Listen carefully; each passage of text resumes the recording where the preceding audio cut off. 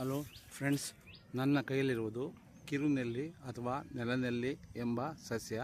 ಇದು ನೀವು ಮನೆಗಳ ಹತ್ತಿರ ಪಾಟುಗಳಲ್ಲಿ ಸಹ ಬೆಳೆಯಬಹುದು. ಹಳ್ಳಿಗಳಲ್ಲಿ ಹೊಲ ಗದ್ದೆಗಳಲ್ಲಿ ಇದು ಬೆಳೆದಿರುತ್ತದೆ. ಇದು ತುಂಬ ಔಷಧೀಯ ಗುಣಗಳನ್ನು ಹೊಂದಿರುತ್ತದೆ. ಇದು ಹಲ್ಲು ನೋವಿಗೆ, ಯೂರಿನರಿ ಇನ್ಫೆಕ್ಷನ್ಗೆ, ಶುಗರ್ಗೆ ಹಾಗೂ ಅತಿ ಮುಖ್ಯವಾಗಿ ಜಾಂಡೀಸ್ ಕಾಯಿಲೆಗೆ ಒಳ್ಳೆಯ ಔಷಧಿಯಾಗಿದೆ.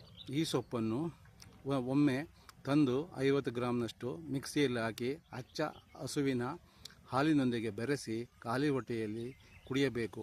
ಹೀಗೆ ವಾರಕ್ಕೆ ಒಮ್ಮೆ ಕುಡಿದರೆ ಜಾಂಡೀಸ್ ಕಾಯಿಲೆಗೆ ಉತ್ತಮ ಔಷಧಿಯಾಗಿದೆ.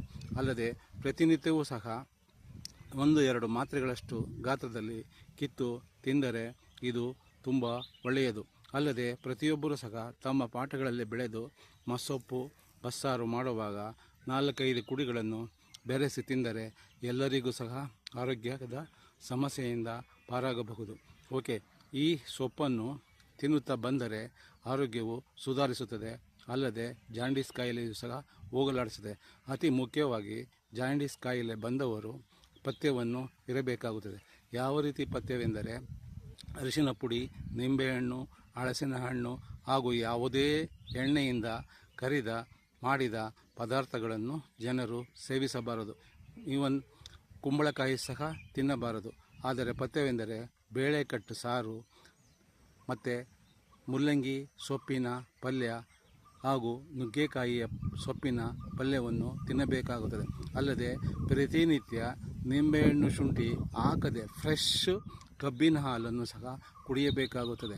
ಓಕೆ, ಕಬ್ಬಿನ ಹಾಲು ಸಿಗದಿದ್ದರೆ ಮನೆಯಲ್ಲಿ 1 ಉಂಡೆ ಬೆಲ್ಲವನ್ನು ನೀರಿನಲ್ಲಿ ಕರಗಿಸಿ ಕುಡಿಯಬಹುದು.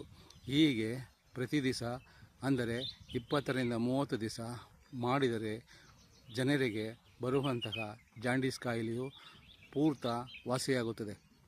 ಈ ಜಾಂಡೀಸ್ ಕಾಯಿಲೆಯು ತುಂಬ ಕೆಟ್ಟ ಕಾಯಿಲೆ ಆಗುತ್ತದೆ. ಇದು ಯಾರ ಕಣ್ಣಿಗೂ ಕಾಣುವುದಿಲ್ಲ. ಅಂದರೆ ಕೇವಲ ಕಣ್ಣುಗಳು ಅರಿಶಿನ ಬಣ್ಣ ಬಂದು ಜನರ ಜೀವವನ್ನೇ ತೆಗೆದುಕೊಳ್ಳುವಂತಹ ಕೆಟ್ಟ ಕಾಯಿಲೆ. ಓಕೆ, ಈ ಮಾಹಿತಿ ನಿಮಗೆ ಇಷ್ಟವಾದರೆ ಒಂದು ಲೈಕ್ ಕೊಟ್ಟು ಶೇರ್ ಮಾಡಿ. ಧನ್ಯವಾದಗಳು.